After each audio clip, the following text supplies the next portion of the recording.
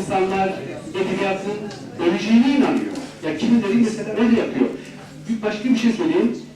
Edebiyat hakkında yapılan düşmanlık en sinsi düşmanlıktır. Oysa edebiyat hakikaten yani insanın mutluluğu, Teşekkür ederim. Çünkü biraz da soruyu çevirmem gerekiyor. Vaktimiz de kalmıyor. So he was, the gentleman I was just saying, how thrilled he is that Elif's here. He read us a long list of other Turkish writers who've come. This is his second time. And Teşekkürler. Çok teşekkürler. But this has been going on for a while. It's not new in that sense. Like when you read the debates in 1960s, 1970s, back then they were talking about the death of the novel too. Thank God it has not died yet. For me, the art of storytelling, the other things are not that important, but the art of storytelling is such an ancient, such a universal art. And I don't think that will die very easily, because everybody thinks through stories, expresses himself or herself through stories. Everyone has a story to tell, waiting to tell that story. So our passion for stories, our need for stories, we need stories just like we need water, just like we need bread. I think it's a very existential need, and that's very universal, so I can't see that disappearing. But of course the form can change, like books can change into, I don't know, like something connected with, things change.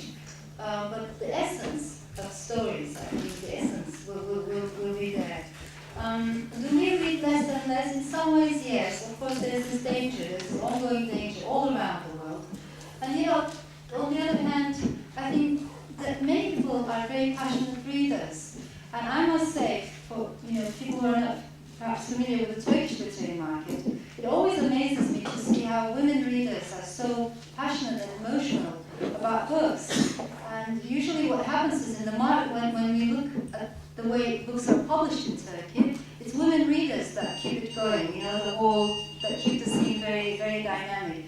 When a woman reader likes a book, she almost always makes the men around her read that book. She's like, her boyfriend, her father, her husband, you must read this book, you must read this book.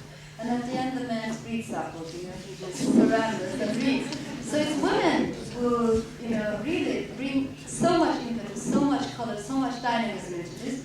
But what interests me is when I look at the writers, the written culture in Turkey is mostly male-dominated.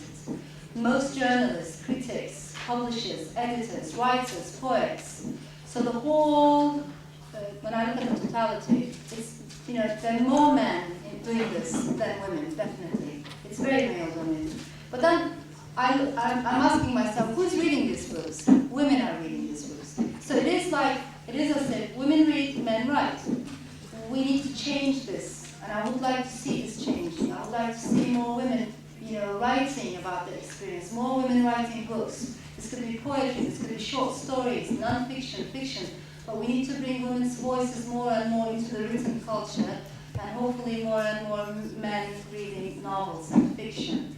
It's important, I think, to change this equilibrium. Okay, go for it. Tamam, mikrofonu soracağım.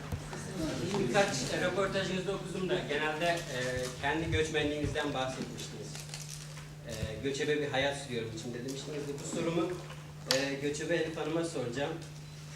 Bu göçebelik acaba hani bir yere bağlanma korkusundan mı? Yoksa içinizde gezen bir evliya mı var? Yani bu göçebelik ya da ne zaman son bulacak? Çünkü bir sanatçının göçebeliği bana göre normal bir insanın göçebeliğinden farklıdır. Siz bunu nasıl adlandırıyorsunuz? Bunu kısaca cevaplarsanız sonra da Aşk adlı romanınızın senaryosunu yazdınız mı onu soracaktım. Honestly, at the beginning it wasn't my choice. I was born into this.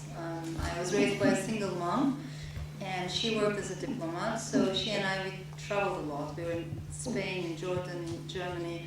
So at the time it wasn't my choice. As a child you grow up with this. But then it became my choice. I realized I enjoy this.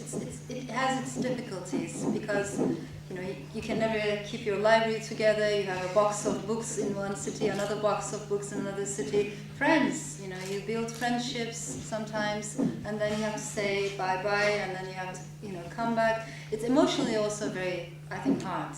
For the artist, it's difficult. I'm not claiming it's easy. And yet at the same time, I don't know why I keep doing this. I love to keep one foot in Istanbul, you know, to be based in Istanbul. I have a great love for Istanbul. And yet at the same time, I need to get out of Istanbul every now and then. You know, really, I'm not saying this in a negative way, not that there's anything wrong with Istanbul, but to travel, to listen to people. I love to listen to people. Some of you might have heard this from me before, but I love this metaphor that Rumi uses, the drawing compass metaphor. He talks about how a drawing compass moves. One leg is very static, very stable and fixed. Meanwhile, the other leg of the drawing compass draws a huge wide circle around the world. That's how I want my fiction to be. So in some ways, my fiction is very local. It's deeply rooted in Turkish culture. I learn a lot from especially the women in Turkey. You know, the heritage, the cultural heritage, it's immense. And yet at the same time, I want the other foot to travel around the world and to be more cosmopolitan, to be a world citizen. I think it's perfectly possible to be local and universal, to be here and everywhere. At least to keep trying, you know, not to give up the hope. So those movements matter a lot to me. That's why I don't know when I'm going to stop doing that, honestly. Before Elif Safak moves upstairs to sign the novels, we welcome you to give some gifts to Elif Safak.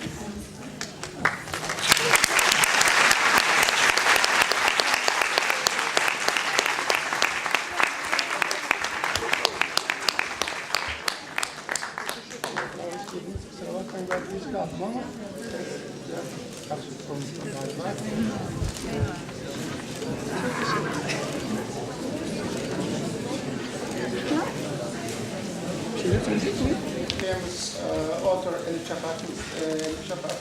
I read this book about 6 months ago, right after it's published, with a great enthusiasm, because I'm also obliged to thank Mr. Safak because he explained the Rumi. Rumi is a person from Konya, like me. but it's really interesting book for me because, you know, the Sufism is a rising subject in the world, especially in the northern part of America. But there are a lot of books which is written all about the Rumi, but Mrs. Shafak's works very simple to explain Rumi.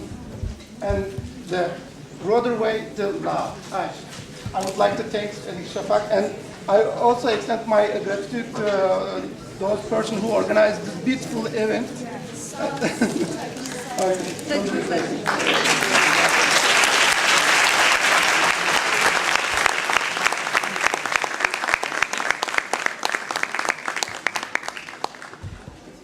As we close the event, before you just leave, could I please ask you to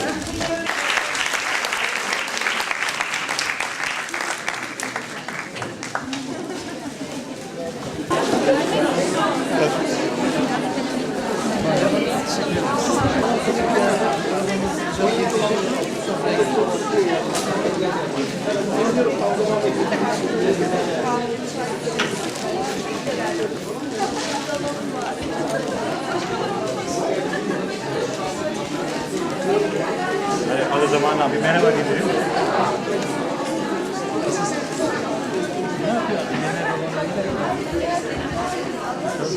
yapıyor?